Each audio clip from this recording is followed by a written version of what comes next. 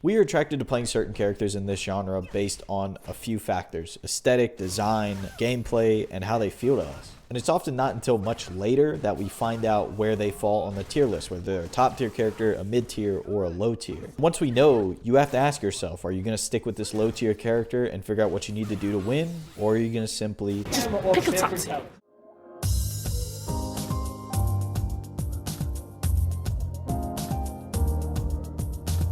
I'm trying to hit 5,000 subscribers by the month of June, so if you enjoy this video, please consider subscribing. Now, for most players, it doesn't matter where your character falls on the tier list. It's not until you get to the higher levels of play and you start competing will you ask yourself, is it worth playing this character anymore? And usually what determines where your character falls on a tier list is their matchup spread. Some characters at the very top, 1 and 2, will often only have a 5-5 matchup at the worst, maybe 5.5, 4.5, meaning in a 1st to 10 between this character and whatever matchup you're talking about, it would be even. It would be 5 wins to 5 wins. That's at the highest level of play in ideal situations and all of that accounted for. So in a game of 30 characters like Street Fighter V has, you can see why a character only having 5-5 as their worst matchup is actually ridiculous. Two characters that are guilty of this, I think, are Cammy and Urien. Those are top 2 in the game. And I don't play Urien, so I'm not going to speak on his matchups, but I do play Cammy, and I think her only 5-5s would be like Abigail and Honda. Honda could just be a personal gripe that I have. Abigail, though, however, can kind of blow her up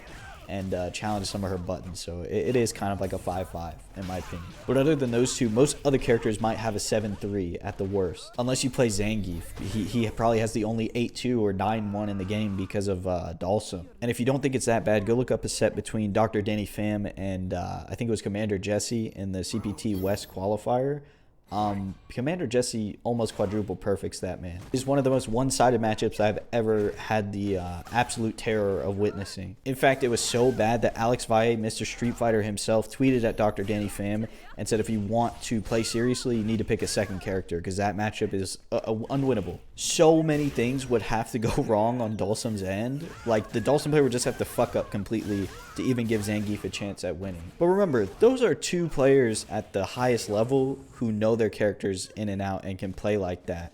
If you're playing Dalsum in gold and you play against a Zangief and you lose, I mean, it's not the same thing, right? It's not the same thing. That's why tier lists don't apply to you as much. But the reason why there's so few like 9-1, 8-2 matchups in the game is because of balance patches. It's not like in the arcades where if a game came out and it was unbalanced, you had to wait till the next version for your character to get fixed or to have a matchup be different. Or hell, I think even Street Fighter 4 was like that, right? Where a new version came out with a patch. That was like your new balance patch, I guess. You just had to pay for it. But the point is, these drastic changes to balance that can breathe new life into low tier characters, or at least help them out in little ways that shift the matchups, are why every character in the game is somewhat viable. There's no character in the game that's not worth playing completely. If you really like the character, you can probably make it work. Fang won CEO, for God's sake. He's been at the bottom of every tier list for years until Mono pretty much showed everybody that that character can do stuff. And he's not completely helpless. But compared to other characters, like if you picked up Cammy or you picked up Urien,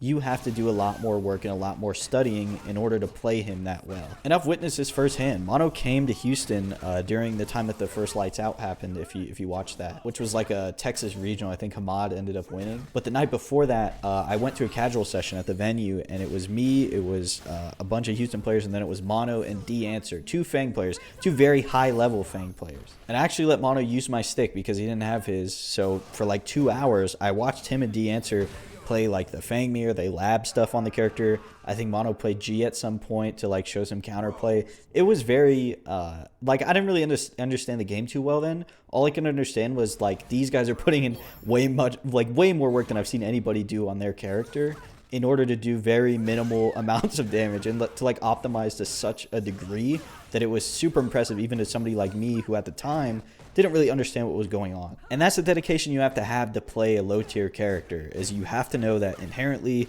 even though there's patch culture and there's the game will get updated and your character might get buffed, you are going to be in the bottom half of the character pool for most of the game's life. And as somebody who usually does not play low tier characters but has been learning Rose lately, I have a profound respect for this. I have a respect for people who play those low tier characters and really stick to their guns. And even though people tell them they should switch and they should do this, that, and the other, they kind of just solve their problems and they figure it out and they win. Mono is one of those players, and the other one to me is Hamad. Now I know that he played Fei Long, I think in Street Fighter 4, but I didn't play that game. I wasn't around for it, and I don't really know too much about the history of the players and his performance and everything like that. I don't even know if Fei Long was a good character in that game.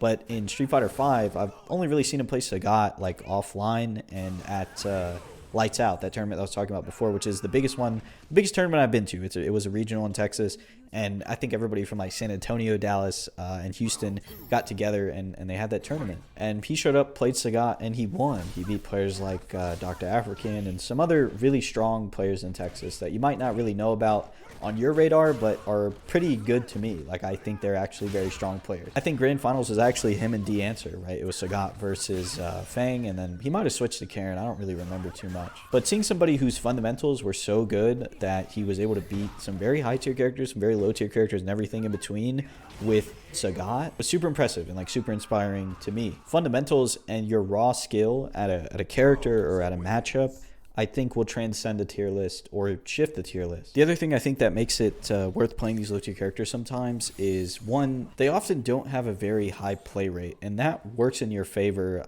in bracket or online, whatever it is you're competing in, because there's things that the other player probably has not labbed about that matchup because they don't run into the character very often. So sometimes you get that matchup and familiarity on your side, and other times those characters have some unique thing to them that makes them either fun to play or hard to play against if you don't understand it. Fang, for example, we've talked about a few times in this video already, but he is a very weird character. He has very unique pressure strings, and he can make himself plus in places that you think he shouldn't, or he's plus in places where you want to press, and you have to know where to interrupt it and know where he's negative and know where to take your turn back. He functions very differently from a lot of the cast. And those weird, I don't want to say gimmicks, but things that he has that are unique to him can sometimes be a huge knowledge check for the other person. A character is only bad if you know their weakness and how to exploit it. Like if you play a zoner versus a grappler, but maybe you don't know what tools the grappler has to get in, right? You don't know the matchup. It's going to be very hard to play that keep out game if you don't know how they're trying to approach you. For example, if you play against Mika, a lot of Mika players like to do that drop kick, the fully charged drop kick to fly across the screen and get to you.